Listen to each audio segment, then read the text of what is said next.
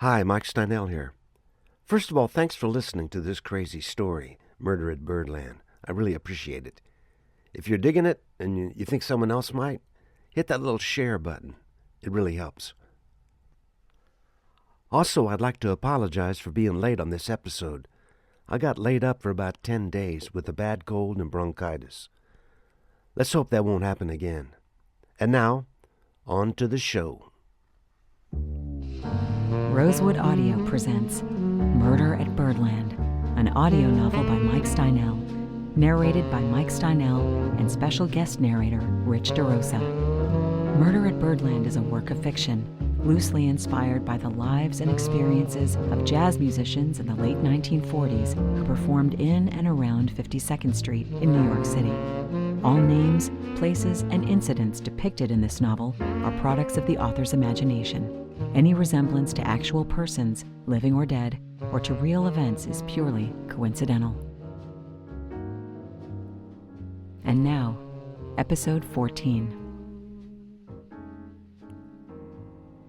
Chapter 28, Room 311. Martin was up by 8. He'd slept poorly. The fold-out couch was lumpy, and the dream continued to plague him as it had for weeks. The song was stronger this time, but he still couldn't place it. As he poured milk for the cats, he found himself humming it. "So familiar," he said. I know it. Why?" He left the apartment quietly, careful not to wake Sondra, and took the elevator to the lobby to speak to the manager. "Tony Martin? Yeah. He's in room 311, the man said flatly.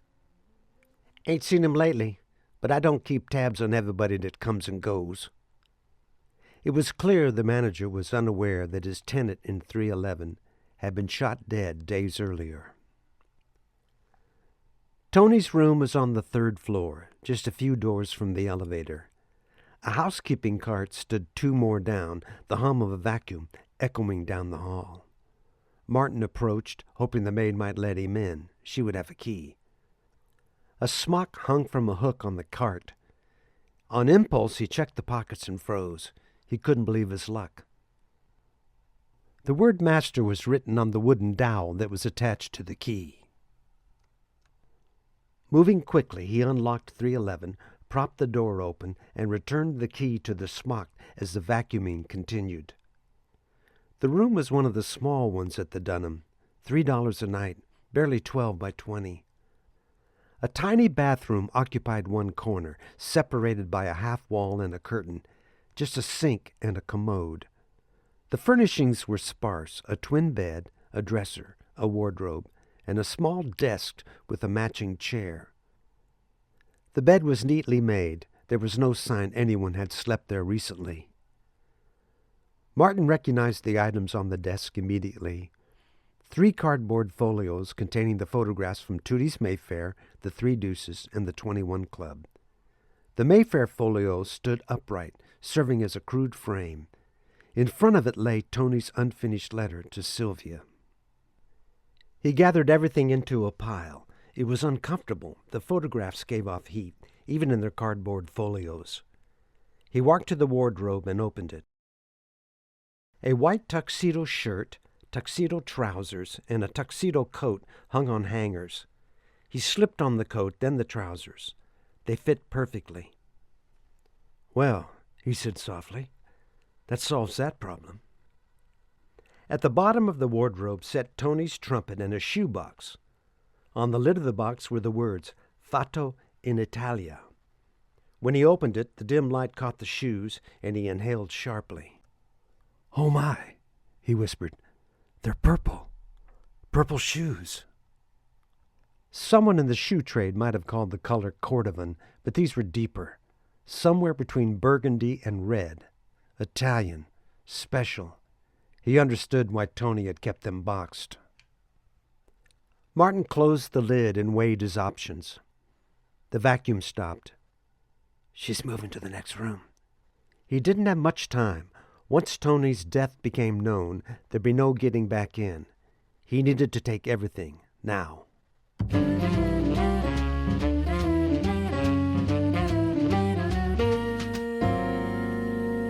When Martin returned to Sondra's apartment, she was still asleep. He stowed the shoebox, trumpet, and the folios in the closet.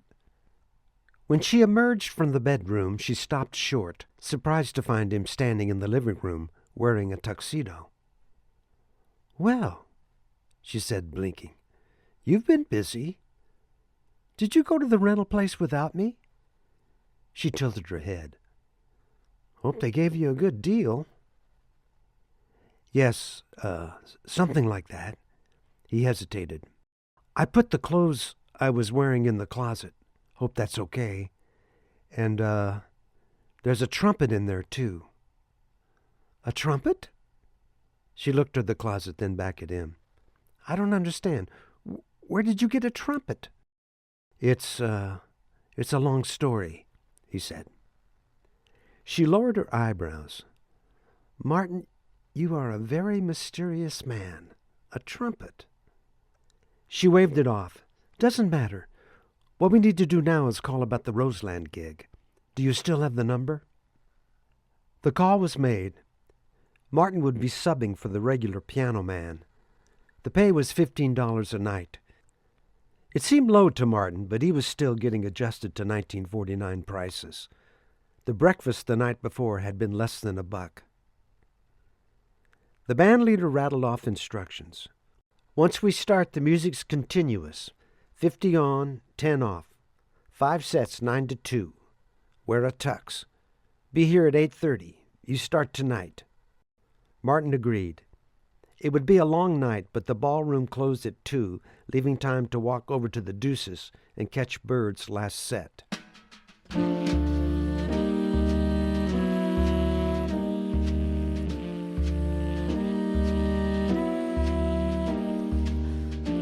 After lunch, Martin and Sondra walked to the club to rehearse. Sondra explained to Joey, the bartender, that Martin was now her coach, and they would be practicing at the club in the afternoons. Joey grumbled but relented. While they talked, Martin plunked at the piano, trying to recreate the tune from the Purple Shoe Dream. He had the beginning, 3 phrases, the melody and the chords, but couldn't get the rest. He played it over again, his eyes closed, head tilted to one side.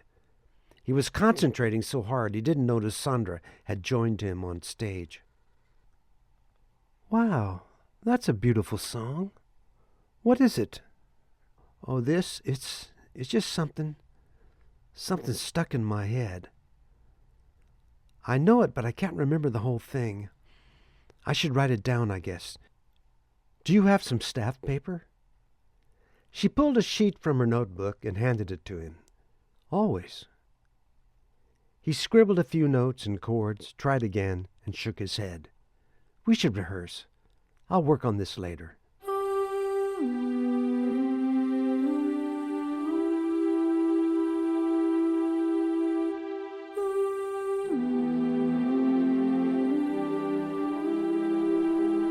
When they returned to the Dunham, the detective in the rumpled coat from Lindy's the night before was talking to the manager. Sondra noticed him immediately. "Something's going on," she said quietly. "That's a cop." Once Sondra left for the club, Martin removed the photos and the letters from the closet. He studied them.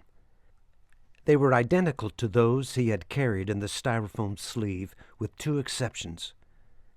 Missing were the pictures he'd taken the first afternoon in New York, at the 21 Club, and at Times Square, 2001.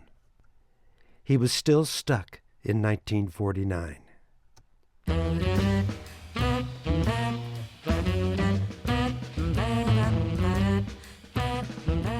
When he entered Roseland, Martin took in a breath.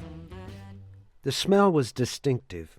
A heavy layer of sandalwood perfume hung in the air, no doubt to cover the scent of beer, wood polish, cigarettes, and dance wax that had accumulated over the decades.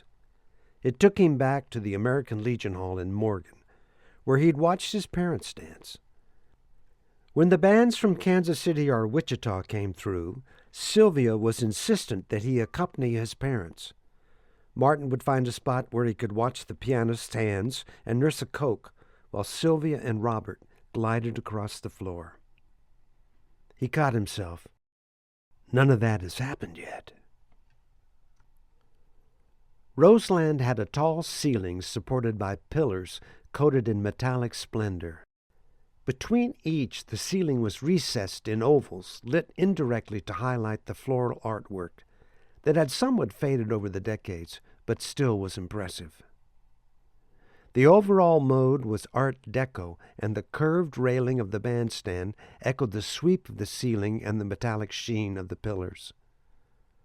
To the side was the roped-off area where the taxi dancers waited for their customers, lonely men willing to pay $1 for a half-hour of rented intimacy. Martin took his place at the piano. The drummer looked up from his perch and asked, "You Jack's sub?" "Yes, I am. The name's Martin." As he spoke, he moved toward the drum kit, offering his hand. The drummer's eyes darted toward the leader. No, don't do that. No shaking hands on the bandstand." He broke out into a smile and made a half laugh. "And don't let him catch you looking at your watch." His eyes looked again at the leader. "I'm Benny. It's nice to meet you, Martin." Martin returned to the piano and looked through the music. It was basically what musicians called stocks, bland arrangements that are mainly for dance bands, written so that any band in the country can handle them easily. No high notes in the trumpets, no fast notes in the saxophones, limited solo space, harmonic treatments that never ventured into anything remotely modern. There would be no trace of bebop in these arrangements, to be sure. As dancers glided between the pillars, the program unfolded predictably. Foxtrots, a lindy hop, a waltz, repeated with minor variations. Near the end of the first set, the leader called "How High the Moon." Unlike the other charts, this arrangement left space in the middle for an alto solo. When the young player stood to take it, Martin ignored the corny chords on the page and slipped into the changes of ornithology, Charlie Parker's reimagining of the tune. By the third bar, the soloist caught on and leaned into it, even tossing off a direct quote from the Bird recording. The leader glared at the soloist, then snapped his head toward Martin, who didn't notice. His eyes were closed, head tipped toward the keys, happily breathing life into a performance that had been sleepy up until then. At the break, as Martin made his way backstage, the leader grabbed his arm. "Pal, didn't Jack tell you what this gig was about? We're a dance band. We play the ink." He was referring to the written parts. "We don't need any of that bebop crap here. Got it?" Of course," Martin said. "I'm sorry. I didn't think it would." "Don't think. Just play. The notes. Okay?" "Gotcha. Won't happen again. I just thought—" Before he could finish the sentence, the leader was headed the other direction. A voice from behind him consoled. "Don't worry about that cat. He's just a moldy fig. Wouldn't know good music if it bit him on the ass." Martin turned to see the smiling face of the young soloist. "I'm Rodney Booth." On the break, Rodney, Benny, and Martin got acquainted quickly. Benny had been on the Roseland gig for 2 years, and he summed it all up when he said, "Boring as hell, but the money's great and steady." Rodney was from California. He had heard Bird in L.A. 2 years earlier. "Bird's a genius. When he moved back to New York, I kind of followed him, wanted to be where the action was. Man, I couldn't believe it when you hit those ornithology changes. I love that record. Benny and I usually go to the Deuces when we're done here. You should join us."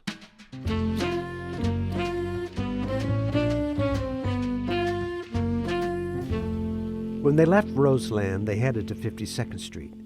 At the corner, Benny pointed to the Birdland awning. "That's where the cat from Kansas City got whacked 2 nights ago. I heard it was a mob thing." The comment caught Martin off guard. He stopped, staring at the spot as the others walked on. Benny turned back. "You coming or not?" Martin shook it off before he could name the feeling. The looping, the sequence of events, it had all left him disoriented.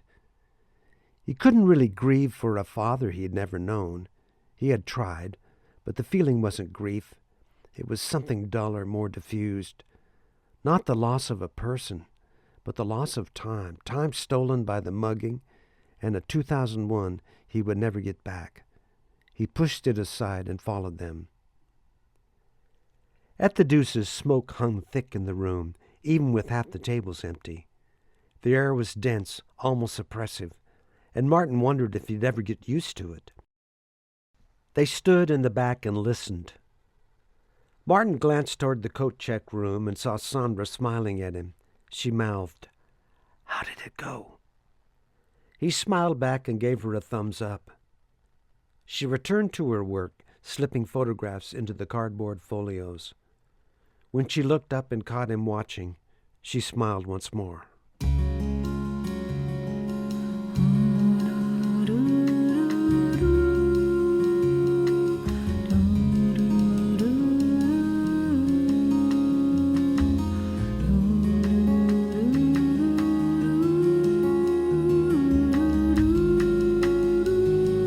Chapter 29, The Dance Lesson. After the last set, Sondra and Martin walked back to the Dunham. It seemed colder than the night before. Martin turned the collar of his too large coat up around his ears. Like the night before, Sondra did most of the talking, a bit out of breath as they walked quickly. "Martin, that song, the one you're working on, it's beautiful. I've never heard it before, and I've thought I'd heard just about everything. Does it have a name?" "Sondra, that's the thing. It's actually from a dream, a reoccurring dream. It's kind of crazy." He began to tell her about the men in purple shoes, the clouds, the trees, how the men floated in the air, how sometimes he floated with them. As he did, he couldn't help but thinking about Tony's purple shoes in Sondra's closet. The dream was different now, still a mystery, and the tune was still a big part of it. But now he felt it was somehow about Tony. Suddenly he felt he had talked too long and said too much. Sondra was laughing softly. "What?" he asked. "Martin, do you do drugs?" "No, of course not. Nothing illegal." "Good, 'cause I don't think you need them. That's a wild dream."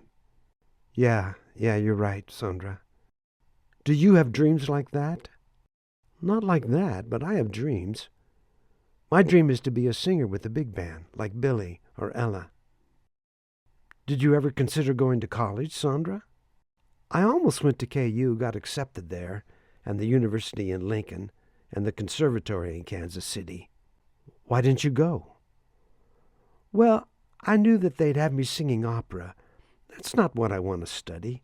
I want to sing jazz, and there's really no college where you can do that." Martin smiled. It was almost too much to keep to himself. "I took a jazz course at KU. The professor was excellent. I learned a lot." He felt like he might burst. He wanted to tell her that she was the one who had taught him about jazz, who had introduced him to Art Tatum, the one who had been an inspiration to so many students. She was Professor B. Sondra squinted in confusion. "You studied jazz at KU? I didn't know they had jazz courses there." "Well, they do now. Quite a few schools offer jazz courses. Some even grant degrees." "Degrees in jazz?" She stopped walking and stared at him. "You're kidding." No, it's true. There's North Texas State in Denton, Indiana University in Bloomington, and there will be more.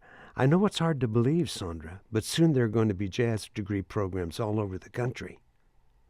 "Well," she said slowly, "if that's true, that's really something." Then she smiled. "Tell me about Roseland." Before he could answer, she shrieked, "Oh, my God! Oh, my God!" She pointed across the street and stepped off the curb into traffic without looking. A car screeched to a stop. The driver leaned on the horn. Sondra frowned at him as if it were his fault. When the traffic cleared, Martin followed her across. He found her peering into the passenger window of a low-slung red vehicle with graceful curves highlighted in chrome trim. "It's a 356, rear engine, 4 cylinders, 1.6 liters. Look at it, Martin." It It seems very nice, Martin said. Nice? She laughed. This is rare, Martin. Porsche just started making these. Look at it. Leather seats, 4-speed manual. I've never seen one in person, only read about them. Martin tried to match Sondra's enthusiasm. I don't know much about cars, but this seems like a nice one, doesn't it? Sondra frowned at him. Martin, you're hopeless. Martin, trying to seem more interested, manufactured the only question he could think of. Does it go fast? Sondra laughed. That's the dumbest thing I've ever heard. Of course it goes fast. It's a race car, basically. Designed to be fast.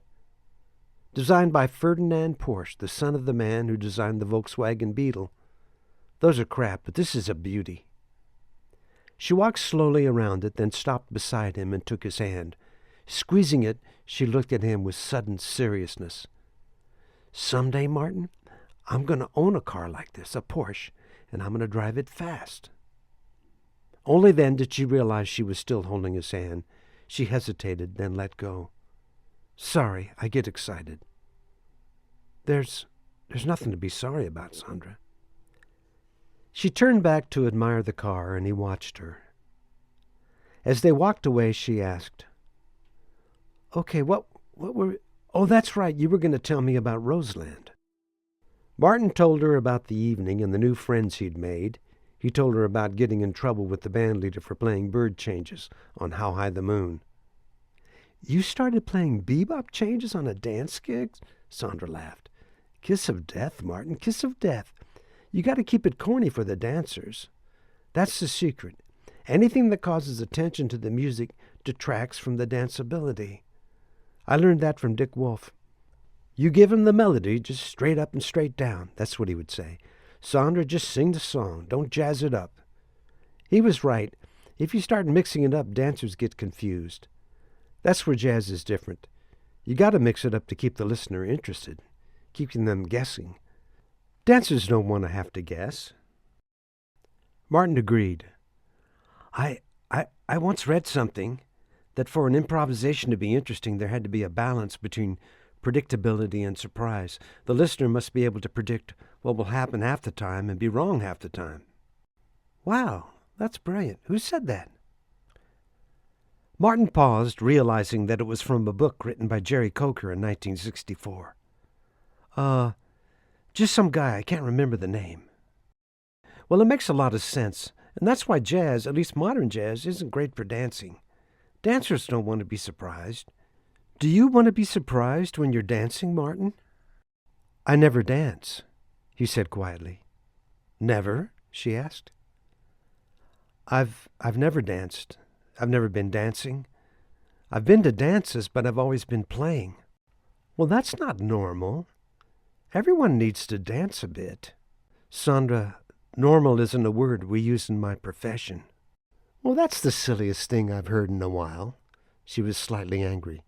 It's just not normal not to use the word normal, excuse me.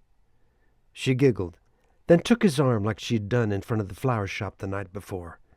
She tipped her head and leaned forward to look him square in the face.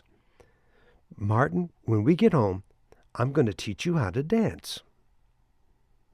Martin reached across his chest and put his hand on hers so she wouldn't remove it. They walked in that manner the rest of the way home. The collar of his coat fell and a gust of wind hit his neck. He didn't mind it.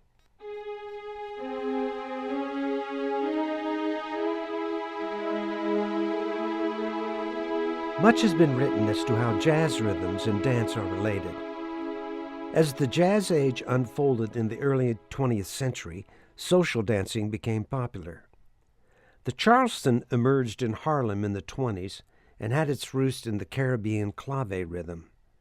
The Lindy Hop came later and is sometimes referred to as the jitterbug. The foxtrot is a smooth and sedate step in contrast to the Charleston and the Lindy Hop, which are more active and faster.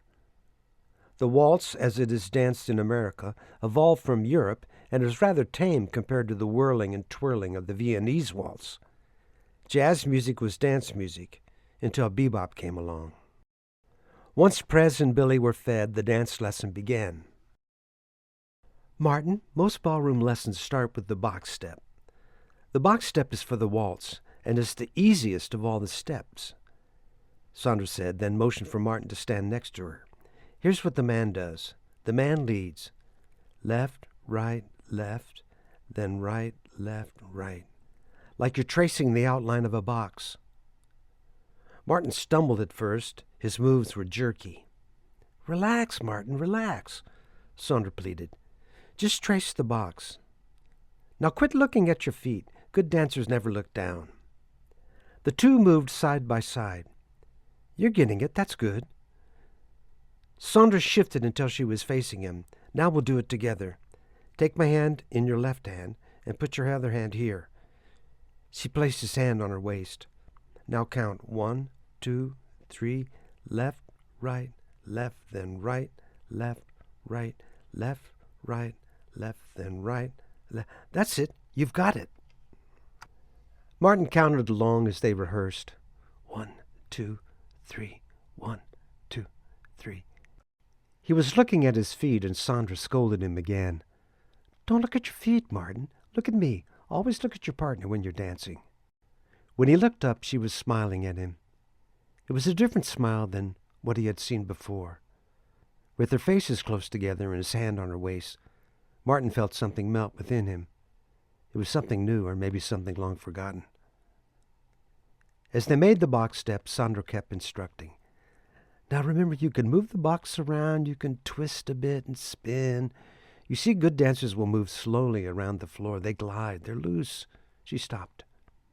Okay, let's try it for real with some music. Sondra walked to the bookcase and thumbed through the records. Damn, I don't have a waltz. Let me see. She turned and smiled. I'll just sing one for us while we dance. Sondra walked back toward Martin. I'm going to sing the Missouri Waltz, and we're going to just glide around the room, okay? She took Martin's hands and put them in position. Ready? 1, 2, 3. They began to move, and Sondra began to sing. Her voice was soft and deep. Hush-a-bye, my baby, slumber time is coming soon. 2, 3. Rest your head upon my breast while mommy hums a tune. 2, 3. Sondra stopped and frowned. She pulled his arm further around her waist and said softly, You could stand closer. She put her hand on his shoulder and pulled him closer till their cheeks touched. She started again. Ready? 1, 2, 3. Hush-a-bye, my babe, slumber time is coming soon. Rest your head upon my breast while mommy hums a tune. The Sandman is calling where shadows are falling. Sondra began humming the melody, then stopped. She giggled. I don't know the rest. Shame on me. But you're doing great, Martin. Now she whispered, her face very close to his ear. 1, 2, 3, 1, 2, 3. She started humming again. At some point she remembered the last few lines. Old folks are humming, their banjos were strumming, so sweet and low. The song ended and the dancers stopped. Martin started to pull away, but she didn't let him. She whispered, This is nice, isn't it? Yes, Martin whispered. Very nice. Sondra moved her cheek closer. She pressed her body into his. His hand moved around her waist. Martin took in a slow breath. You smell good. I know, Sondra said softly. I like the way you smell, too. There was a pause. Sondra began singing the song in a whisper. Way down in Missouri, where I heard this melody. The couple moved now in a slow rock back and forth without the music. So, Martin, Sondra said softly, you do like girls, don't you? They stopped moving, and Martin turned his head to look at Sondra's face. I like you. I'm a girl, Martin. I noticed that. Her eyes closed. She tipped her head back and to the right. Martin, with his arm still around her waist, pulled her closer. He closed his eyes. He inhaled her perfume. He moved his lips toward hers. They both jerked when 3 loud knocks at the front door interrupted them. Bang, bang, bang. The voice in the hall seemed angry. Police! Open up!